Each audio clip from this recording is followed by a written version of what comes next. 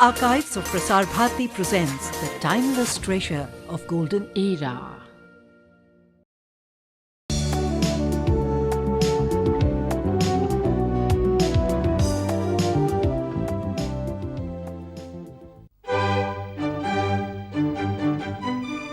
Water reflecting on the basin of a beautiful fountain, rippling images of the garden city.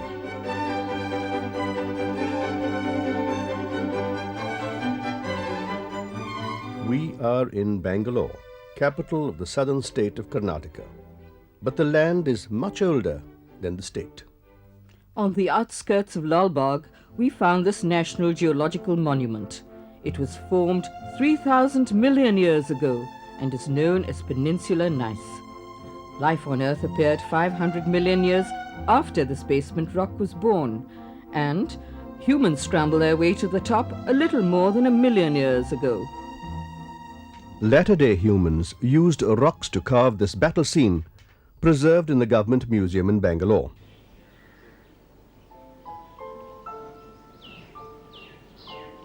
In the 10th or 11th centuries, others created this winged horse, resembling West Asian sculptures. The museum also has attractive exhibits showing this area's long contact with other cultural streams.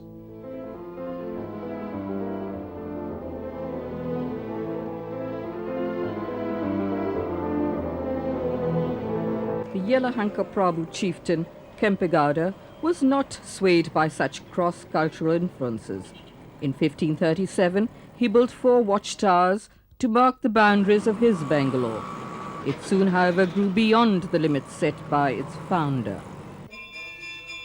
Kempegowda also reputedly built the Bull Temple. It was, they say, erected to appease a bull which had devastated peanut fields. If you visit this temple during the November-December groundnut fair, you can apparently eat as much jaggery and peanuts as you like without stomach-churning consequences.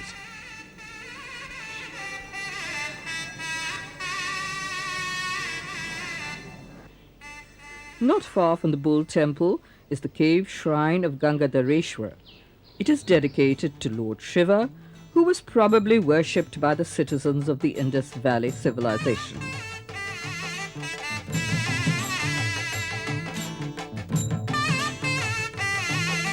On the 14th of January every year, the rays of the sun lance into the cave and illuminate the Shivling. Even on other days, however, visitors can see a fascinating range of ceremonies.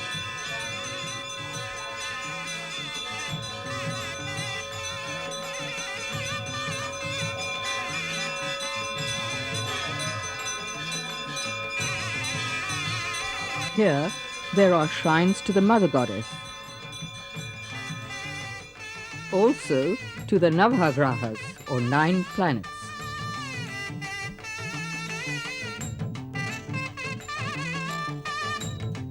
Outside, there are idols of the very ancient snake deities. Such mature acceptance of varying beliefs runs like a bright thread through Bangalore's history. In this fort, originally built by Kempegowda, there is a Ganesh temple. It was left undisturbed by Tipu Sultan when he enlarged and strengthened the fort in the 18th century. Not far from the fort is the open-fronted palace started by Tipu Sultan's father Hyder Ali and completed by Tipu in 1791. It is generally Islamic in architecture, with beautifully scalloped arches.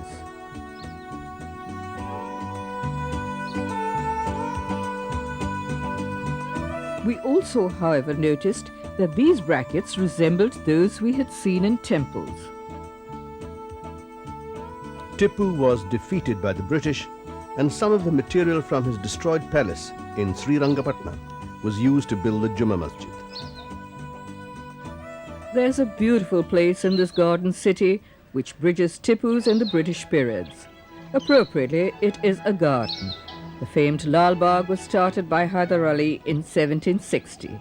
These venerable old mango trees were reputedly planted by Tipu. Today, Lal Bagh has plants and trees from all over the world, including one that was alive when the world was very young. This fossil tree, standing not far from the electronic floral clock, bridges the time span covered by Lal Bagh. The glass house was patterned after the Crystal Palace, built by Queen Victoria's consort, Prince Albert. Its foundation stone was laid by Victoria's son, Albert Victor, the Prince of Wales, on the 28th of November 1889. Today's children are a little more relaxed than Albert. The British loved cool green Bangalore, and its broad roads carried their marching troops. Russell Market was created so that the ladies of the Raj could shop indoors in comfort.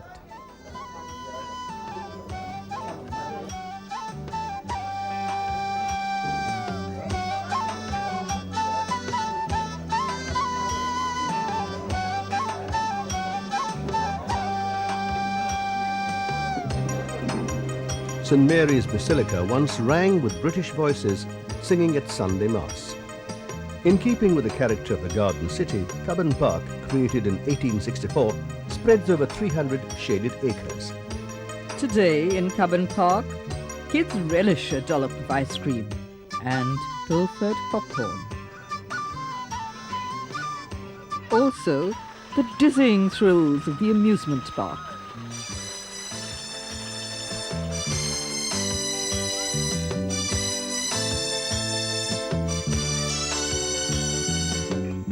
The greatest attraction, however, for today's children and adults is the mini train.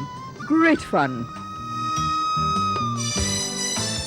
An old steam engine is preserved in Bangalore's Visheshwaraya Industrial and Technological Museum. This remarkable museum has fascinating interactive displays which teach many of the fundamental principles of science in an effortlessly entertaining way.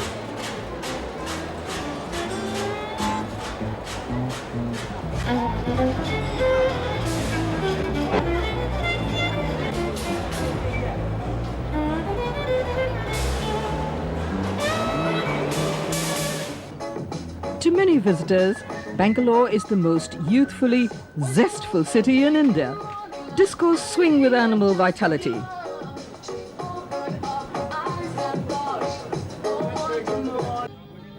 Lissom models walk the ramp. Bangalore claims to be in the forefront of India's fashion scene. As for Commercial Street, when the lights come on, it's a trader's dream of neon paradise.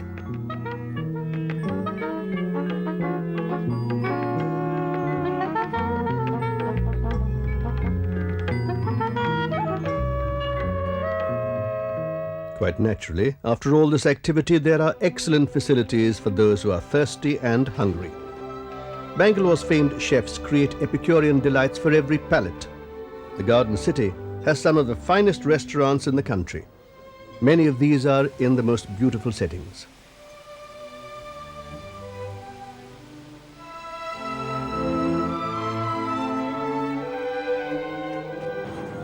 In marked contrast to the transient glory of gardens is the brick-red authority of the High Court building.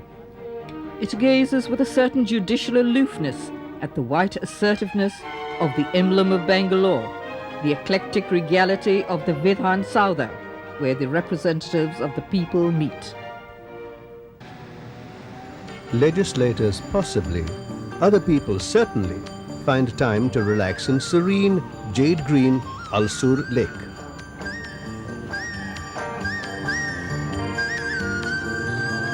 The lake and its boats are also popular with visitors to the Garden City.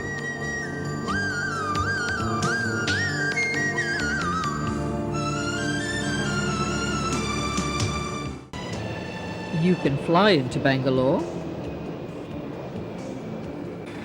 You can also come in more leisurely by train or bus.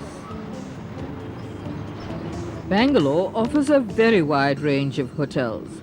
This upmarket hotel, built like the Hanging Gardens of Babylon, offers such suites at 6,500.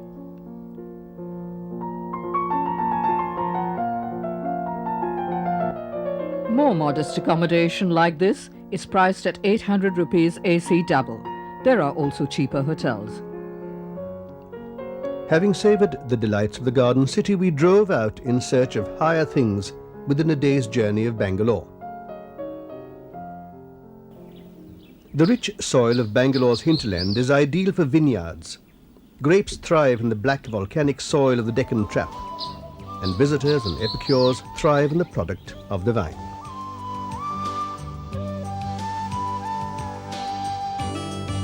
We were heading for the Nandi Hills, 60 kilometers from the city. The road to these hills winds through gently rising land, with a Nandi bull at a crossroads to show the way. Through the trees on the Ghat road, we got our first glimpse of a precipitous drop wreathed in strange tales. The hills, reputedly, were once the stronghold of Tipu Sultan. Access to this fortified place is through this gate set in forbidding rock walls. A green reservoir, built probably to supply water to the garrison, still spreads.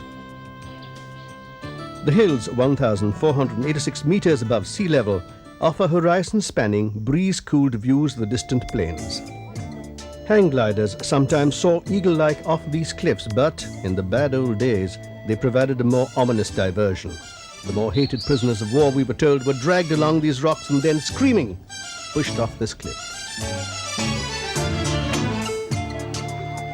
Today, however, things are appreciably more peaceful. Visitors stride happily.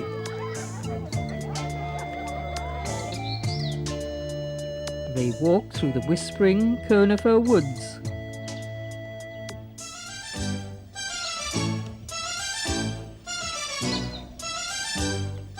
They picnic in the gentle, resin-scented air, forgetting their cares for the moment.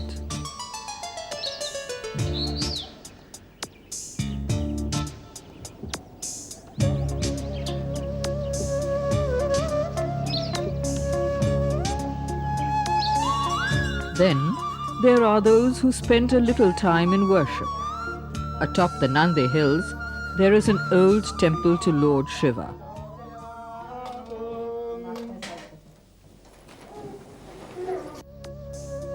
The temple also holds idols of other, possibly older deities.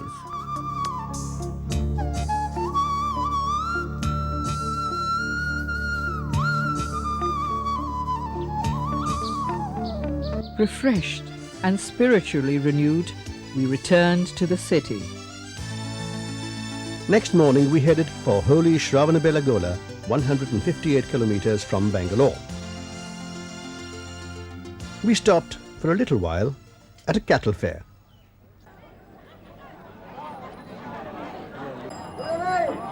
The bargaining is as hard as in any stock exchange.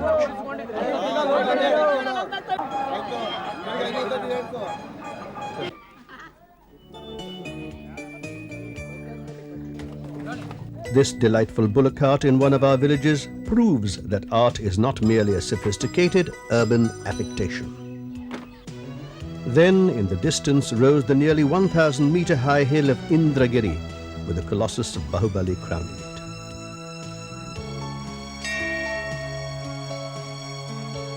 Reaching the hamlet of Shravanbeligola, some go up the easy way. Most, however, climb the 614 steps to the top barefoot.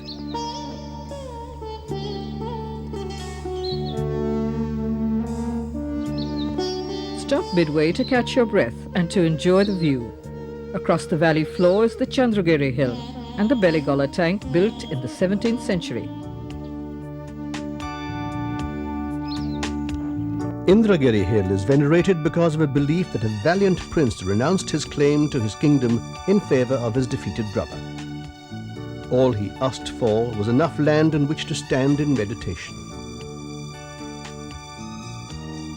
Today, the monolithic image of Bahubali still towers as it did when it was consecrated in 981 AD. Anthills rose about his feet and creepers entwined up his legs and arms. As nothing made by human hands can be perfect, the sculptors introduce flaws into the index fingers of the colossus. Every 12 to 14 years, this revered image is bathed in 15 precious substances. The last Abhishek, as it is called, was performed a few months before we arrived. Legend has it that when it was first bathed in consecration, only the milk contained in the tiny cup of a poor woman known as Gulakai Ajai could complete the sacred ablution. She stands here immortalized for all time. In the enclosed parikrama are images of the great spiritual guides of Jainism, the Tirthankas. Bahubali is believed to have been the son of the first Tirthanka, Adinathji. On the hill of Bahubali, we met Bagu Uchani from Bombay. He said, "It was a beautiful place and it was so close to Bangalore. And I would say that I regret not having come here earlier."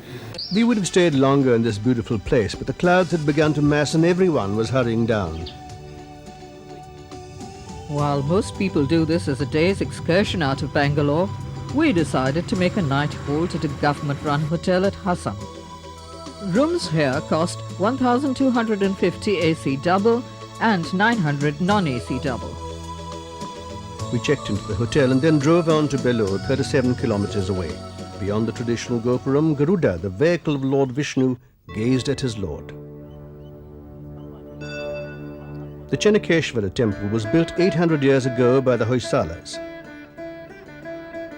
The emblem of this dynasty is the founder, Sala, killing a lion.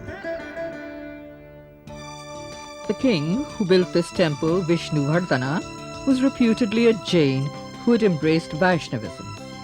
The star shape of the temple is typical of Hoysala buildings and is a marriage of the northern and southern styles.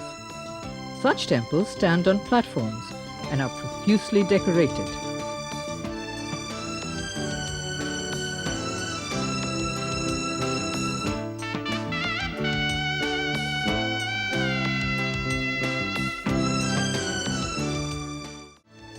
These temples have to be supported by pillars which have been turned on lids.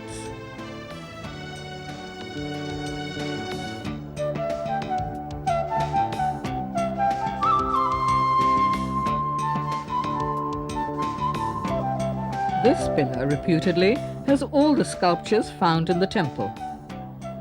Perhaps it was King Vishnuvardhana's Jain background that made him create concentric conical ceilings, so typical of the great Jain temples. The stone used here is chlorite schist.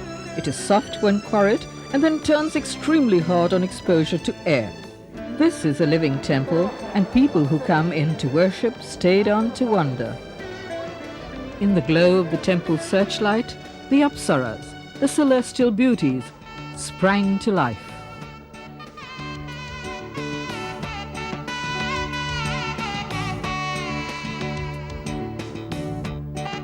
Outside we saw sculptures crafted with the delicacy of fine jewelry.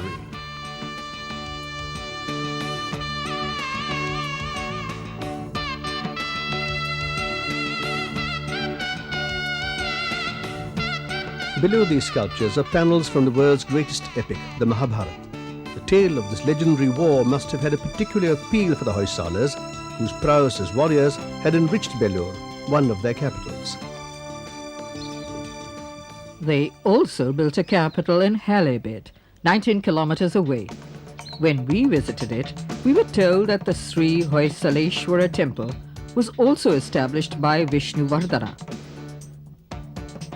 Here we understand Lord Shiva is worshipped in his aspect as the serene deity Shantaleshwara, and his Nandi steed reflects this. He is also, however, worshipped as the enraged god Hoysaleshwara, and his change of mood is again mirrored in his devoted Nandi. The two identical shrines share a common platform, and their outer walls are enfolded like an origami paper sculpture. There are, consequently, more surfaces to be sculpted, making this temple into a rich art gallery for devotees.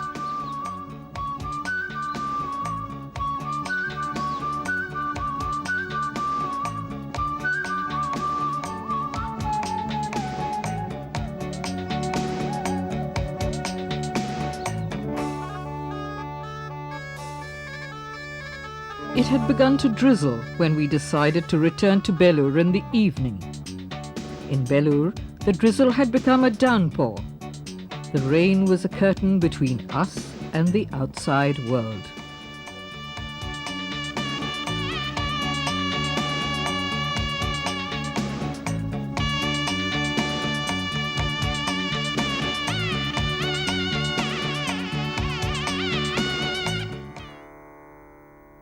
We looked inwards.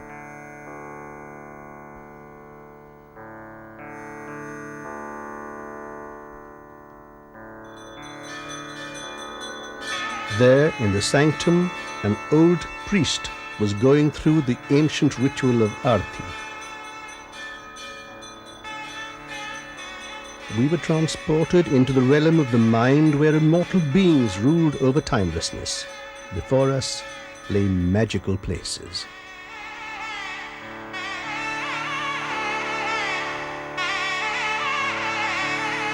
Take a